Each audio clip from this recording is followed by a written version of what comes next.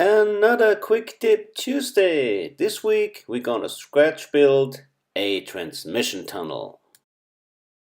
First thing, you're gonna take measurement of the width and the height of your transmission, and you do that every half an inch, and you will draw that on a carton.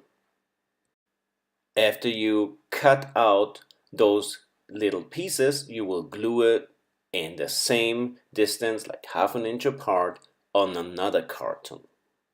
This way you get, so to speak, a skeleton of the gearbox dimensions. Now you fill up those distance in between with clay. Now you're gonna cut out some stripes from kitchen towels or tissues.